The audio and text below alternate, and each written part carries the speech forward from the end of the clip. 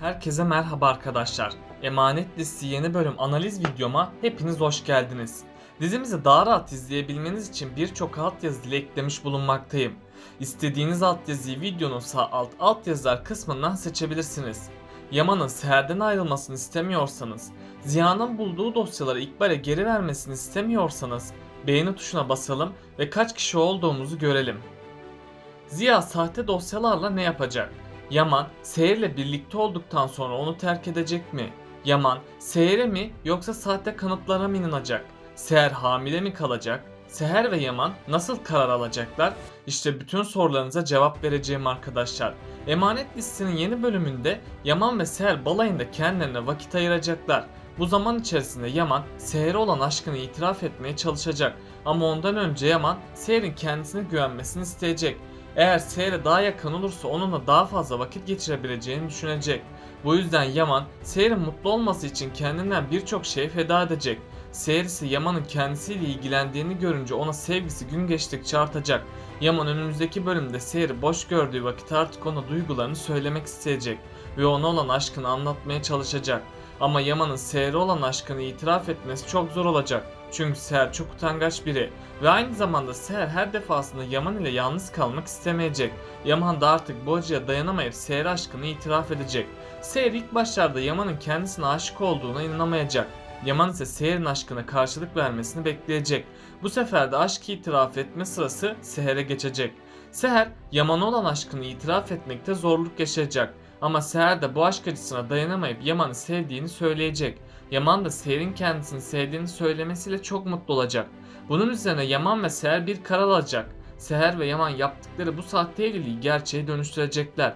Bunun üzerine Seher ve Yaman ilk yakınlaşmalarını gerçekleştirecekler. Seher ve Yaman ilk zamanlar çok mutlu olacak. Ama sonradan bu mutluluk onlar için bir kabusa dönüşecek. Çünkü hatırlarsanız önceki bölümde Ziya tüm sahte belgeleri görmüştü. Ve ilk başlarda Seher'in böyle bir şey yapabileceğine inanmak istememişti. Sonradan Ziya evdeki huzurun bozulmaması için dosyaları saklamıştı. Ziya dosyaları saklayarak Seher'e büyük bir iyilik yaptı.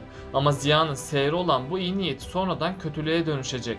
Ziya'nın dosyaları saklamasındaki amaç gerçekleri ortaya çıkarmaktır. Ziya ilk zamanlar Seher'i gizliden gizliye göz hapsine alacak ve Ziya Seher'in nasıl birisi olduğunu test etmeye çalışacak. Önümüzdeki bölümde Seher'in her hareketi Ziya'yı şüphelendirecek.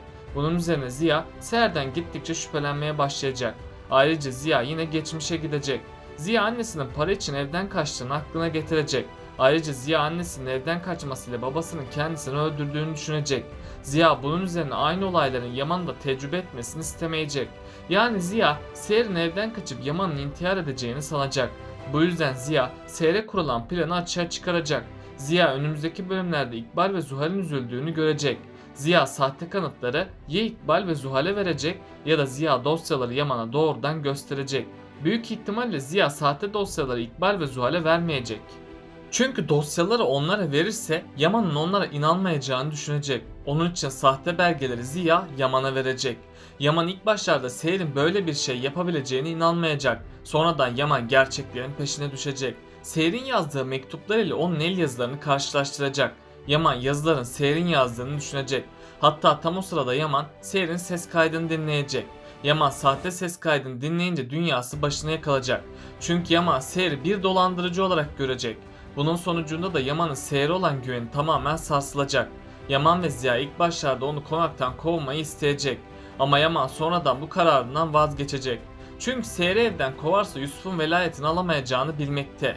Bu yüzden ilk zamanlar Yaman Seher'e karşı hiçbir şey belli ettirmeyecek. Sonradan sosyal hizmetler Yusuf'u Seher ve Yaman'a verecek. Yusuf da sonunda çocuk esirgeme kurumuna gitmekten kurtulacak. Bunun sonucunda da Yusuf Seher ve Yaman ile çok mutlu olacağını sanacak. Ama işler hiç de beklenildiği gibi gitmeyecek. Yaman Yusuf'u alır almaz Seher'e boşanma davası açacak. Sonradan Yaman Seher'e olmadık hakaretler edecek. Ve sonunda Yaman Seher'in kadınlık gururunu kırıp onu konaktan kovacak.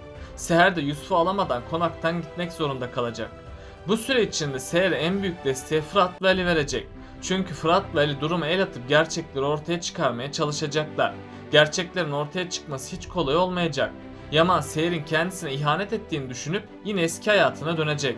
Yaman yine karanlık işlere bulaşıp yeni düşmanlar edinecek. İkbal ve Zuhal de Seher'in konaktan kovulmasıyla çok mutlu olacak. Ayrıca Zuhal Yaman'ı elde edebilmek için elinden geleni yapacak. Ama Yaman Zuhal'e şimdilik karşılık vermeyecek. Zuhal de yine öfkelenip İkbal'i suçlayacak. Ama bu ihtimali de unutmayalım. Eğer Yaman Zuhal'e bir şans verirse bu onun sonu olacak. Çünkü Zuhal Yaman'ın sonunu getirene kadar durmayacak. Zuhal de Yaman takıntısı oluştuğundan Zuhal asla Yaman'ı terk etmeyecek. Bu durumda Seher ve Yaman'ın gelecekteki ilişkilerine zarar verecek. Önümüzdeki bölümlerde Seher Yaman'ın üzüntüsünü yaşayacak. Sonradan Seher'de baş dönmeleri ve mide bulantıları başlayacak. Seher ve Nadire anne bu hastalığın kaynağını ilk başlarda anlamayacak. Bunun üzerine Nadire anne Seher'i hastaneye götürecek. Seher'in hastaneye gitmesiyle onu büyük bir şok karşılayacak. Çünkü Seher hamile olduğunu düşünecek. Seher hamile olduğunu öğrenir öğrenmez Yaman'a gerçekleri anlatmaya gidecek. Yaman Seher'i dinlemek istemese de onun hamile olduğunu sonunda öğrenecek. Ama Yaman Seher ve bebeğine karşı şüpheyle yaklaşacak. Çünkü Yaman Seher'in Selim'den hamile olduğunu düşünecek. Bunun sonucunda da Yaman Seher'in namusuna dil uzatacak. Seher de yaşadıklarının getirdiği kırgınlıkla oradan ayrılacak. Ardından Yaman Seher'in kimden hamile olduğunu araştırmaya başlayacak.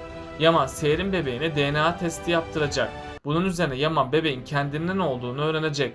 Yaman sonradan bebeğin doğmasını bekleyecek. Çünkü Yaman bebeği Seher'den almaya çalışacak. Ama Seher asla bebeğini Yaman'a vermeyecek. Önümüzdeki bölümlerde Cenger, Fırat ve Ali gerçeklerin peşine düşecek.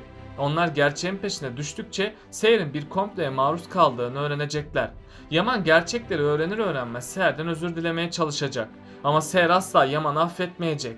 Çünkü Seher'in kadınlık gururu kırıldığı için onu bağışlamayacak.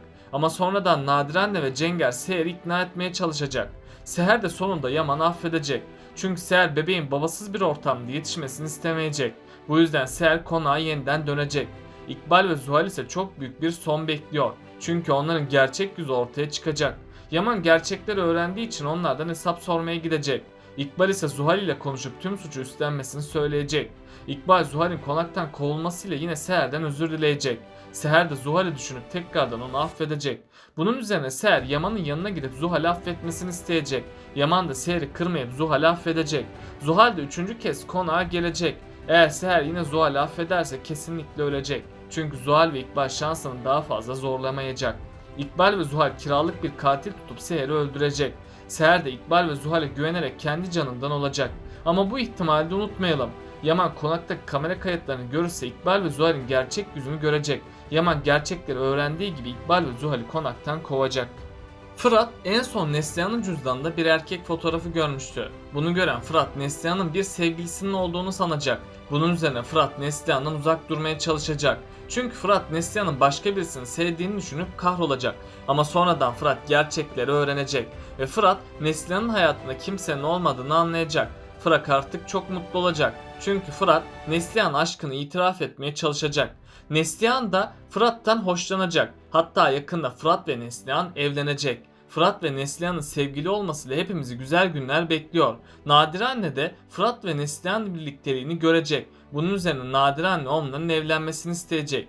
Peki sizce Yaman kime güvenmeli? Seher'e mi yoksa İkbal'e mi? Aşağıda düşüncelerinizi belirtmeyi unutmayın. Bakalım siz bu konuda ne düşünüyorsunuz arkadaşlar?